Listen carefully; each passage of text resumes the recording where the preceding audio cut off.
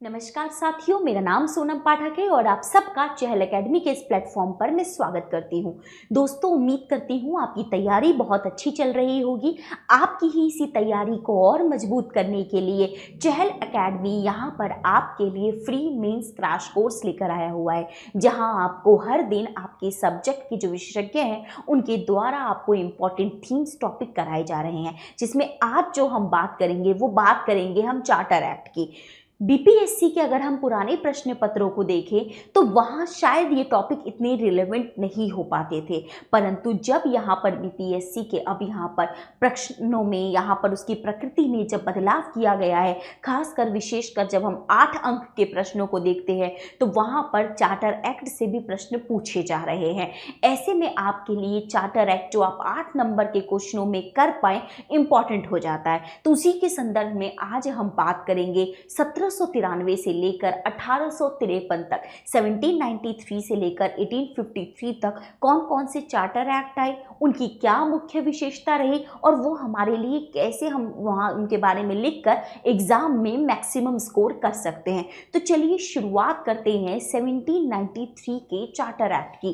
दोस्तों, 1793 का charter act जो है वो काफ़ी इम्पॉर्टेंट जो है वो चार्टर एक्ट है। कि चार्टर एक्ट हमारे लिए क्यों है, देखिए सबसे बड़ी बात है कि इनकी अगर हम ओवरऑल अगर हम लोग बात करें तो ये इसलिए इम्पॉर्टेंट हो जाते हैं कि अंग्रेज जो भारत में यहाँ पर कंपनी की तरह यहाँ पर आए थे व्यापार करने के लिए, अब वो यहाँ के मुखिया बन जाते हैं और मुखिया बनकर यहाँ पर शासन की सत्ता की बागडोर अपने हाथ में संभाल रहे होते हैं। ऐसे में आवश्यक होता है कि वो यहाँ पर नीतियों को क्या कर सके, लागू करने के लिए कुछ विशेष तरीके अपनाए। और अगर वो ये तरीके अपनाते तो आप ये सोचिए कि वो आए हैं ब्रिटेन से, क्या ब्रिटेन में इस बात की खबर नहीं जा रही थी? ब्रिटेन में भी इस बात की खबर जा रही थी और ब्रिटेन में अब ब्रिटेन पार्लियामेंट में इस चीज़ पर डिबेट हो रही है कि एक कंपनी, ईस्ट इंडिया कंपनी जो व्यापार करने वहाँ गई है, केवल उसी को इतना एकाधिकार क्यों मिला हुआ है, बाकियों के पास ये अधिकार क्यों नहीं है? कहीं वो ऐसा तो नहीं है कि ब्रिटिश सत्ता को धूमिल करने का प्रयास कर रही है?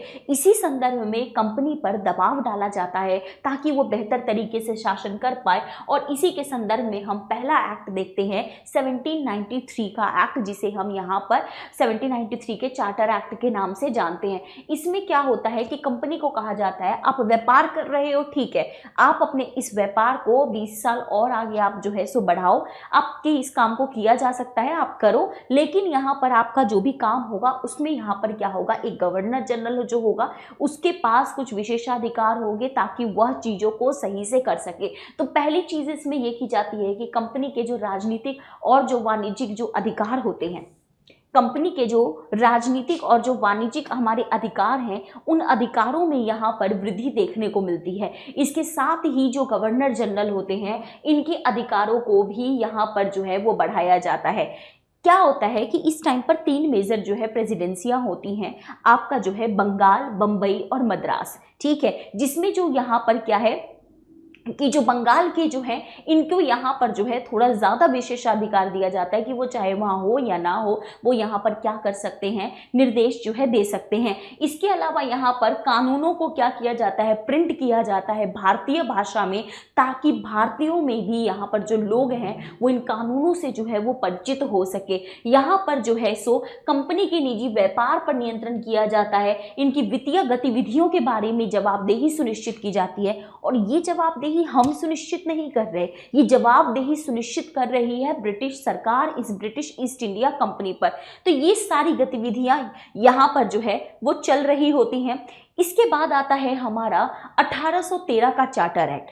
1793 के चार्टर एक्ट में कंपनी के व्यापार को 20 सालों तक आगे बढ़ा दिया गया था। यहाँ पर अब कंपनी का जो वो भारत पर एकाधिकार था कि केवल वही आगे व्यापार करेगी, उस एकाधिकार को समाप्त कर दिया जाता है। लेकिन चाय और यहाँ पर चाय के व्यापार के बारे में और चीन के साथ व्यापार करने के संदर्भ में एकाधिकार बना रहता है। तो 1813 के चार्टर एक्ट की जो सबसे मुख्य बात है वो ये बात है कि यहाँ पर कंपनी का जो चाय के व्यापार पर नियंत्रण है उसे बने रहने दिया जाता है। साथ ही कंपनी जो चीन के साथ व्यापार कर रही है उसका भी एकाधिकार आगे के लिए बनाए रखा जाता है। यहाँ पर कंपनी के विशेषाधिकारों पे यहाँ पे इसका भी नवीकरण किया जाता है। और इसी के संदर्भ में यहाँ पर बोर्ड ऑफ कंट्रोल की जो है स्थापना होती है, जिनको थोड़ा ज़्यादा राइट्स जो है दिया जाता है। शिक्षा के ऊपर बात होती है कि भाई शिक्षा के ऊपर क्या होगा, 1 लाख रुपए जो है वो यहाँ पर कंपनी खर्च करेगी, जिससे भारतीय जनमानस में एक ऐसा वर्ग तैयार हो सके जो ब्रिटिश सत्ता के साथ यहाँ पर और भारतीय जनमानस के बीच में एक सेतु का जो है वो काम कर सके। यहीं पर जो है ईसाई मिशनरियों को इस बात की परमिशन दी जाती है कि वो भारत आए और भारतीयों में यहाँ पर जो है ईसाई धर्म का प्रचार प्रसार कर सके। तो 1813 के चार्टर एक्ट में जो यहाँ पर चीज़ें हैं, हमने समझा कि यहाँ पर क्या है कि 1813 के चार्टर एक्ट में क्या क्या किया जा रहा है। 1813 के चार्टर एक्ट में कंपनी का व्यापारिक एकाधिकार समाप्त किया गया। कंपनी में बोर्ड ऑफ जो डायरेक्टर है, जो बोर्ड ऑफ जनरल है, उनके अधिकारों में यहाँ पे वृद्धि की जाती है।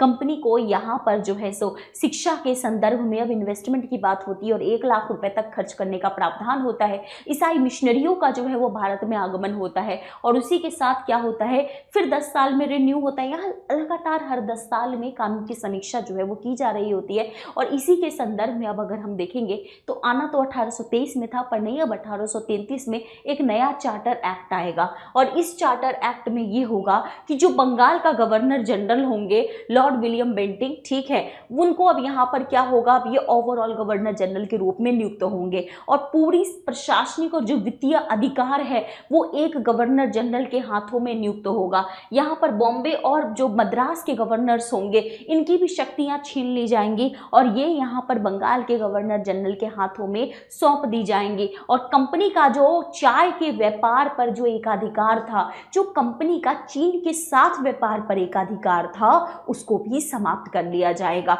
और अब यहाँ से क्या होगा कि कोई भी यहाँ पर जो कानून होंगे उनको एक्ट के रूप में जाना जाएगा। यहाँ पर सबसे बड़ी बात है, गवर्नर जनरल की एक काउंसिल बनाई जाएगी, एक परिषद बनाई जाएगी और वो परिषद के पास यहाँ पे कामों का विस्तार किया जाएगा। वो विस्तार इस तरीके से होंगे कि भारतीय क्षेत्र में किसी भी कानून में संशोधन करना हो, निरसन करना हो, परिवर्तन करना हो, वो सब करने का उनके पास अधिकार होगा। यहाँ पर ही याद रखिएगा कि सिविल सेवकों के लिए यहाँ पर जो है खुली प्रतियोगिता जो है आयोजित हो सके, इसके लिए प्रयास किया जाएगा। मैं यहाँ पर शब्द कह रही हूँ प्रयास, इसका मतलब है कि अभी यहाँ पर सिविल सेवकों के लिए ओपन कंपटीशन हो सके, इंडियन डायरेक्टली यहाँ पर जाके पार्टिसिपेट कर सके, ऐसा हुआ नहीं है। ऐसा सिर्फ कोशिश की जाएगी 1833 के चार्टर एक्ट में। इसी टाइम पर ही 1833 में ही आगे चलकर जो है सो भारतीय विधि आयोग के गठन का प्रस्ताव किया जाएगा, जो यहाँ पे 34 में बनेगा, जिसके लॉर्ड मैकाले जो है वो हेड होंगे। आगे मैकाले एजुकेशन से भी जुड़ते हैं, तो यहाँ पर ध्यान रखिएगा, पहले विधि आयोग के जो अध्यक्ष हैं वो कौन है, लॉर्ड मैकाले हैं। इसके बाद आता है 1853 का जो है वो हमारा चार्टर है। तो 1853 के चार्टर एक्ट में हम क्या देखते हैं, 1853 का चार्टर एक्ट जो है, अगर ब्रिटिश संसद द्वारा जितने भी जो चार्टर एक्ट आए हैं उन चार्टर एक्ट्स में ये अंतिम है, क्योंकि इसके बाद होती है 1857 की क्रांति और उसके बाद आएगा अधिनियम, लेकिन ये हमारा अंतिम है। और ये यहाँ पर क्या कर रहा है, गवर्नर जनरल के पहले क्या किया गया था, इससे पहले वाले एक्ट में कामों को एक ही दे दिया गया था कि भाई विधायी भी आप करो, प्रशासनिक भी आप ही देखो, वित्तीय भी आप देखो, आप सारी चीजें संभालो। लेकिन यहाँ पर पहली बार अब जो है गवर्नर जनरल के विधायी और कार्यकारी कार्यों को अलग कर दिया जाएगा। यहाँ पर पहली बार जो है सेंट्रल में विधान परिषद के स्थानीय प्रतिनिधित्व की जो है वो शुरुआत की जाएगी और विधान परिषद में 6 नए सदस्यों को जोड़े जाने का प्रयास किया जाएगा। यहाँ पर निदेशक मंडलों की में जो संख्या है वो भी घटाई जाएगी और यहाँ पर जो है 6 लोगों को नामित किया जाएगा ब्रिटिश क्राउन के द्वारा। और ये जो परिषद है एक्चुअली में ये एक as a mini parliament, mini संसद के रूप में क्या करने वाली है, काम करने वाली है, जो डिसीजंस वगैरह लेगी। इससे पहले सिविल सेवकों के खुले चयन का प्रयास किया जाएगा। लेकिन अब यहाँ पर 1853 का एक्ट वो एक्ट है जब सिविल सेवकों के लिए खुली प्रतियोगिता शुरू कर दी जाएगी, जिससे यहाँ पर जो है वो क्या होगा, भारतीयों की भी यहाँ पर भागीदारी बढ़ेगी। इसके बाद अगर हम देखें तो 1857 की क्रांति आ जाती है और चार्टर एक्ट की जो श्रृंखलाएं चल रही थी वो समाप्त हो जाता है, क्योंकि 1857 की क्रांति के बाद अब जो सत्ता है वो कंपनी के हाथ से निकलकर प्रत्यक्षतः ब्रिटिश क्राउन के हाथ में चली जाती है और उनके द्वारा जो नियुक्त होंगे उनके द्वारा जो है यहाँ पर गवर्नर के द्वारा जो है वो यहाँ पर भारत का प्रशासन चलाया जाएगा। लेकिन उससे पहले के संदर्भ में अगर हम चार्टर एक्ट का अगर हम महत्व समझे तो यहाँ पर हम ये देखते हैं कि कहीं ना कहीं इसके द्वारा जो है भारत में जो है ब्रिटिश औपनिवेशिक शासन जो है वो उन्होंने किस तरीके से उनको लागू किया उसके महत्व को दर्शाते हैं। कंपनी पर किस तरीके से नियंत्रण जो है रखने का एक प्रयास किया गया और भारत में भी किस तरीके से शासन व्यवस्था में जो परिवर्तन निरंतर आया उस बदलाव को भी ये दर्शाता है, जो हमें तत्कालीन चीज़ों को समझने में हमें जिससे काफ़ी सहायता मिलती है। तो अब अगर ये वाला क्वेश्चन आपको 8 मार्क्स में आता है तो ट्राई कीजिए कि आप उसको लिखें, साथ में एक लाइन का कंक्लूजन जो है उसको ज़रूर दे। और अगर आपके कोई डाउट है तो आप हमें या फिर आपके कोई सुझाव है let us know in comment section. बाकी आप लोग अपनी तैयारी ज़बरदस्त तरीके से करते रहिए। कोई डाउट, कोई समस्या, कुछ अगर आपके कुछ भी सुझाव हो हमें कमेंट सेक्शन में आप उससे अवगत करा सकते हैं। फिलहाल इस वीडियो में इतना ही है, मिलते हैं आपसे जल्द ही नेक्स्ट वीडियो में। Thank you very much. जय